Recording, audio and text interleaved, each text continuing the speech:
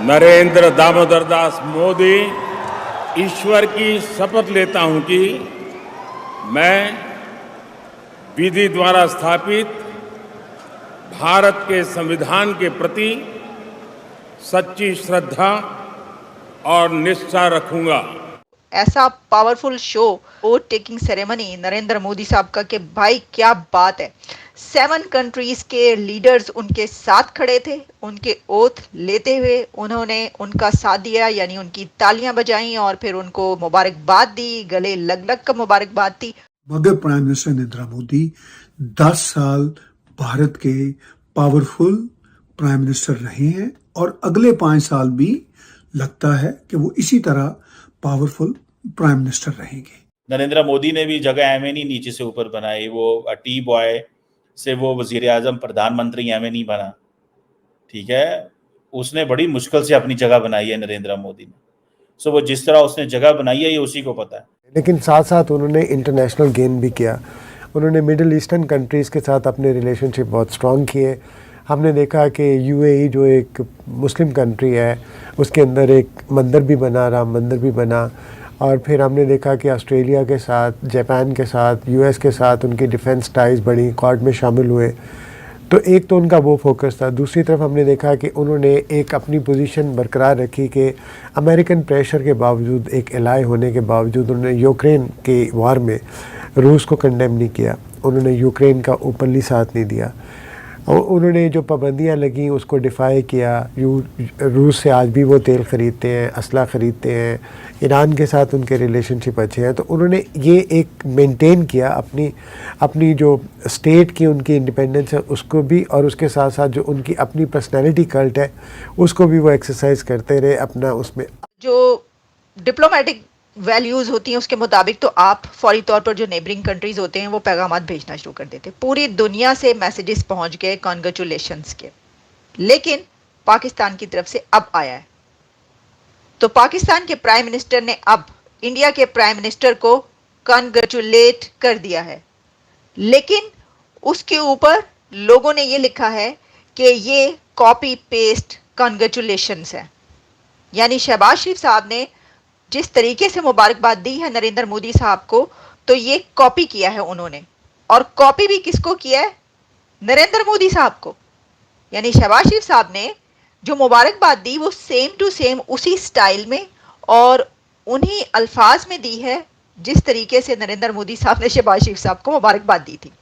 Third time जो prime minister बन रहा है और जो प्राइम मिनिस्टर दुनिया की सबसे बड़ी पॉपुलेशन का बना है और जो प्राइम मिनिस्टर सबसे बड़ी डेमोक्रेसी का बना है थर्ड टाइम वो भी, तो उसके लिए तो ज़रा मेरा ख्याल है थोड़ा सा ज़रा दबंग किस्म का मैसेज होना चाहिए था कॉन्ग्रेचुलेशंस का, जिस तरह के बाकी दुनिया के लीडर्स ने किया। लेकिन ठीक है, कोई फ़र्क पैदा है? कोई फ़र्क नहीं पड़ता मोदी साहब को या उनकी पार्टी को या भारत को या इंडिया की आवाम को या उनकी अथॉरिटी, किसी को वहाँ पर कोई फ़र्क ही नहीं पड़ता इस चीज़ से। उन्होंने तो इन्वाइट ही नहीं किया। अच्छा, अब मैं आपको ये बता दूँ कि भारत के लिए ये ट्वीट और ये मैसेज और ये मुबारकबाद कोई हैसियत नहीं रखते। भारत वहाँ पर निकल चुका है।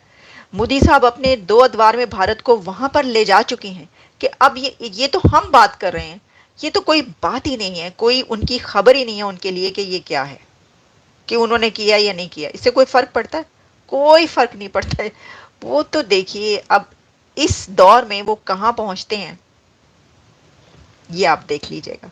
कि मोदी के दौर में भारत को पजीराई दुनिया भर में बहुत ज़्यादा मिली। भारत ने मुआशी तरक्की बहुत मजबूती से और बहुत बेहतर अंदाज से की। 8% अभी भी उसका ग्रोथ रेट है, जो कि ये एक स्ट्रेंथ्स है भारत की, जिसको कि मोदी ने इस्तेमाल किया दुनिया के अंदर एक नया भारत का चेहरा दिखाने के लिए। और उसकी वजह भी ये थी कि एक इतना लंबा दौर 10 साल का, जिसमें मोदी ने भारत की हद तक, भारत के लिए और भारत के इंटरेस्ट के लिए काफ़ी एक पुरअसर किस्म की लीडरशिप दिखाई और बेहतर तौर पे आगे लेके चला। तीसरे उसका जो टेन्योर है इसके अंदर भी हिंदुत्व को लेकर उसी तरीके से चलेगा, या ये कि ये जो उसके कोलिशन पार्टनर्स हैं वो हिंदुत्व की तहरीक को कम कर देंगे। मुझे नहीं लगता कि हिंदुत्व की तहरीक को कम किया जाएगा, क्योंकि ये कल्चरल इशू है, ये एक मजहबी और कल्चरल इशू है।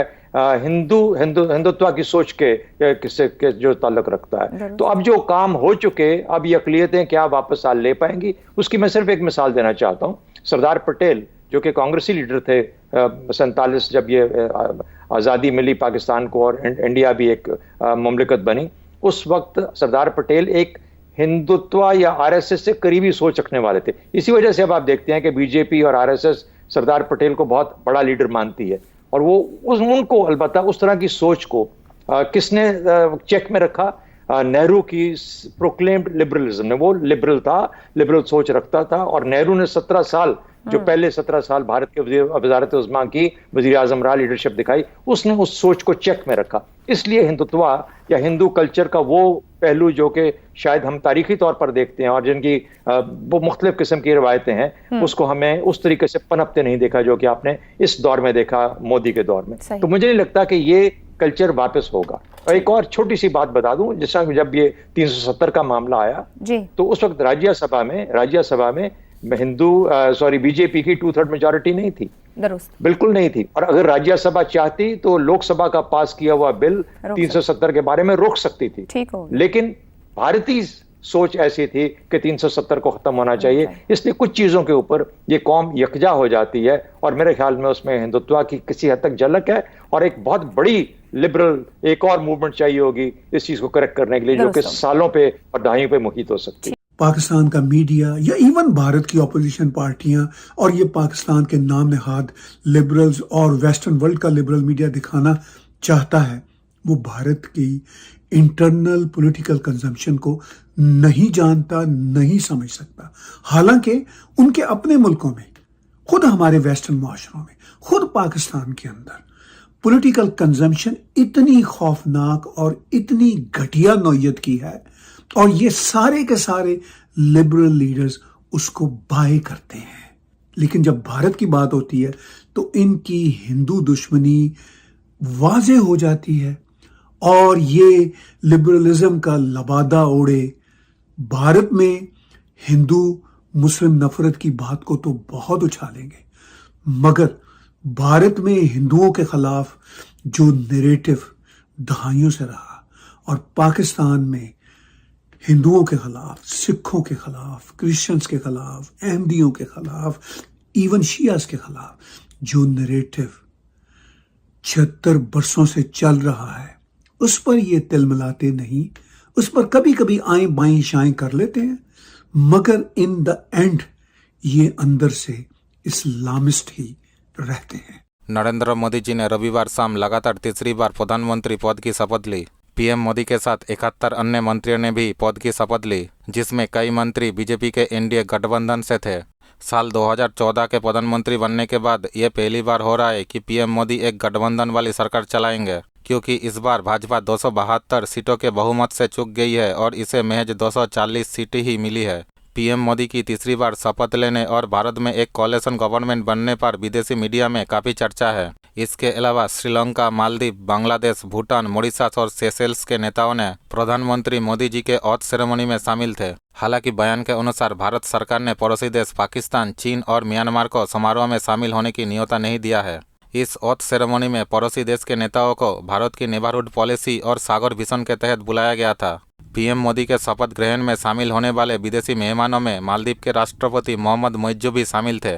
मोइज्जू का शपथ ग्रहण समारोह में शामिल होना इसलिए भी खास था क्योंकि भारत और मालदीव के रिश्ते हाल के महीनों में बेहद तनावपूर्ण रहे हैं।